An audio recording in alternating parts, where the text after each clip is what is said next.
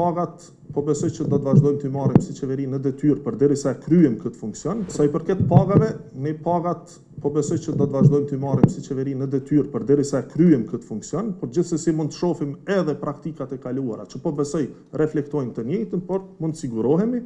Sa i përket çështjes së refuzimit të mandateve.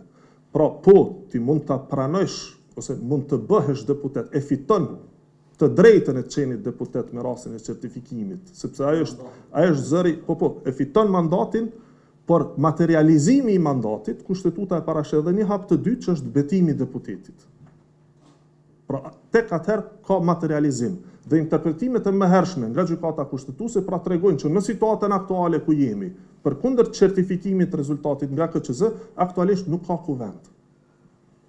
Pra nuk ka kuvend, sepse nuk ka arritur të konstituohet. E arsyeja pse s'arriti të konstituohet kuvendi, është sepse një pjesë e opozitës, pra PDK, LDK, AK, bashkë edhe me disa deputet, pra me deputetet e listës serbe, e pamundsuan kalimin e raportit për verifikim të mandateve.